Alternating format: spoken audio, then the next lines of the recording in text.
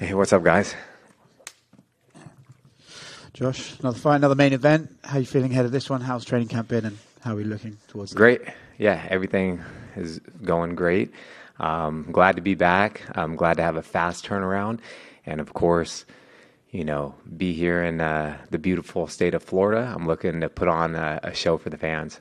How much of that is something that we outsiders sort of underestimate, how important it is to keep momentum going by having those quick turnarounds? Obviously, you can't do it forever, right? You're going to need to take some periods of time off. But how good is it to just sort of have a couple of fights back to back and keep that momentum going? Yeah, I've always wanted to just stay as consistent as possible, just because this is my career, this is my livelihood.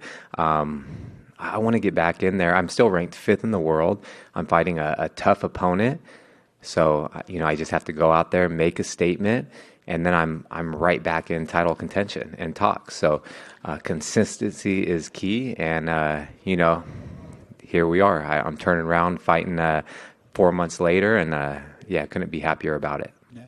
It's funny, right? I think both you and Ilia have the same sort of mindset here. Like, if I go out on Saturday, get a statement win, I'm right in that title shot. Alex needs contenders, and I could be the one that's next. Is that the sort of mindset you're going in with on Saturday? Yeah, 100%. The only reason why I'm doing this is because I want to be a world champion. Before I got in the UFC, I only wanted to fight for the UFC, and I wanted to be a world champion. And that's, dating back to over a decade ago. And here we are. I have to go out there. I'm solely focused on a tough Ilia.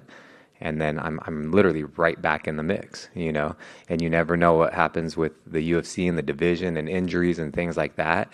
I could be one win away after this for a title shot, or, hey, maybe slide right into that title fight. You never know. But I have to beat him first. Yeah. Ilia was here earlier, and he's not a man lacking in confidence. He was looking forward to Saturday. He wanted to put on that statement win.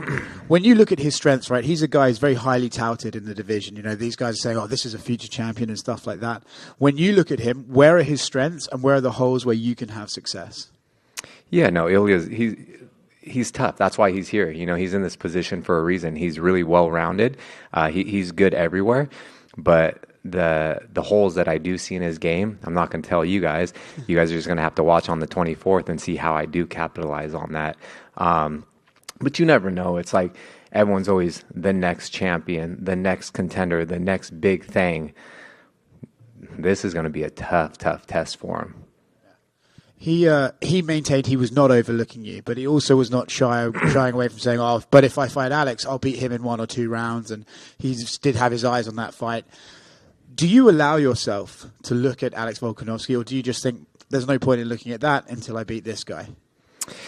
Yeah, no, of course that's the ultimate goal. Whoever is holding the belt, that's who I want to fight. But I can't even get there first. He's the best, and in my mind, he's a pound for pound. I think he's 2 right now. John Jones deserves that spot, but I have to get through Ilia. I can't overlook anyone, and I never do. I'm not looking forward. I'm not looking behind. I'm solely focused on him. And Volkanovski, he's a savage, man. He is an absolute savage. So for someone to say he's going to go in there and put him away in 1 or 2, I don't know if he actually believes that. Maybe he's just saying what he thinks people want to hear. What do you make of the Volkanovski Yair fight, and how do you see that one playing out? Yeah, stylistically, it's a crazy fight. We know what Volkanovski is capable of. We know what Yair is capable of. It's the same type of stuff. Yair is going to come out with throwing the elusive kicks. He's really fast with those kicks, and just crafty as hell. Like, you don't know what angle they're coming in. Volkanovski just stays in his shell, really well-rounded, strong, tough. He's a champion for a reason. So it's if Volkanovski wins, I kind of feel like I know how it's going to go. If Yair wins, we all know how it's going to go too. So it's I'm looking forward to it. I have nothing but respect for both those guys, and they're amazing people. Josh, you've had adversity, right, through injuries and many other things throughout your career. In your last fight, having a loss in that type of fight, it's a big moment, right? I'm just wondering, what was sort of your mindset then, and how were you able to bounce back mentally and regroup and be like, all right, let's keep moving forward, let's keep hunting for that title? Yeah, you just, you got to deal with the cards you're dealt. and that was a shitty hand, and it was a shitty performance on my part. You know, I give that nothing shorter than a or an F. It was a big fail. You know, it just wasn't my day for whatever reason. And you know, I truly believe things happen for a reason. It's going to be that much sweeter when I climb back to the title. Yeah, it's part of my journey. You know, I can't dwell on the past because then there's gonna be roadblocks that are in the way of your future. And I see it in fighting. I see it in a lot of different sports. When people are constantly obsessed, or not obsessed, they're just dwelling on their past failures, or they're still stuck in this last fight. I thought I won this and that. It really affects them moving forward. So you have to have a short memory, especially in this sport. And that's just, you know, I kind of compartmentalized that, dealt with it, and moved on, because here we are. Saturday night is a tough opponent, and I'm going to do everything I need to get my hand raised on Saturday night. And against Yair, so you quickly turned the page. How quickly was that process? Because you mentioned, you know, how you don't like to dwell on the past. Yeah, no, of course it's hard. Like, I don't think it's hard. You know, I was out in Australia. It would have been a lot more sweeter with gold, walking around Australia and New Zealand and stuff like that. But I was out there. I had over 50 friends and family come out. You know, I was going in and out of when we're out and about. My wife could tell. She knows me so well, and she's just like, she could tell I'm sitting there thinking about it, because I was going over it, playing this in my head over and over. But she kept pulling me out of those, like, you know, kind of dark spaces, or just every emotion, like, and rightfully so. I think you have to go through that, like a grieving process. But I was just so mad. I can't even describe how pissed I was, and just angry, and just I felt like I let everyone down, and my fans and stuff like that, and family and team and coaches and just everybody. But yeah, I enjoyed the last leg of my trip, and then we went through New Zealand, the South and North Island, and yeah, just ate our way through and just enjoyed the people and the culture. And yeah, it was nothing but spectacular. I wanted to get back in there and fight ASAP, so I got home and called my manager and said, I want to fight International Fight Week, and they already had plans for me. So I said, send me the contract. Yeah.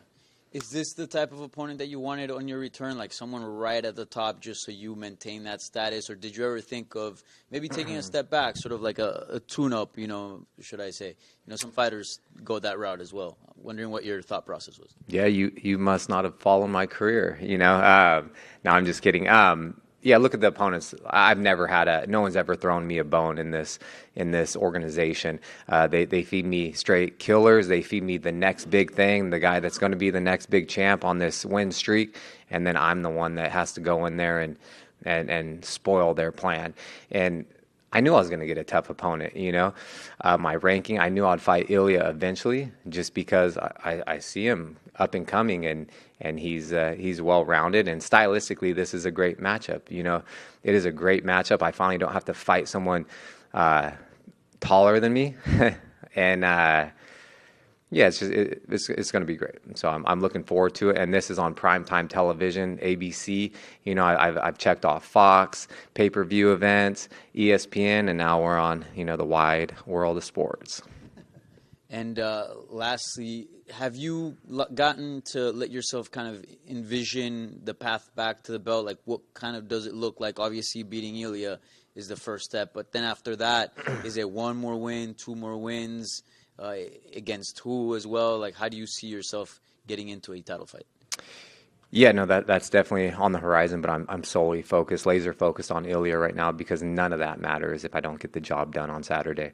We'll cross that road when we get there. Thank you. Thank you.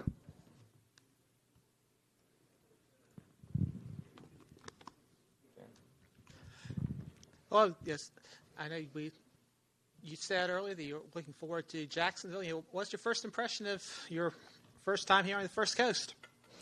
Yeah, so far I haven't seen a whole lot. You know, we landed. We got our shuttle here, and you know, the hotel's amazing. The view's amazing. We're right here on the river with, you know, a nice little skyline. I haven't got to check out the food scene or done any of that, but I do have, you know, the the best in the game, perfecting athletes, and Dr. Michelle, and she's out here making, delicious meals for me. So I'll check out Jacksonville after I get the win on Saturday.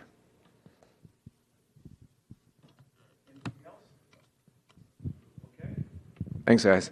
See you guys Saturday.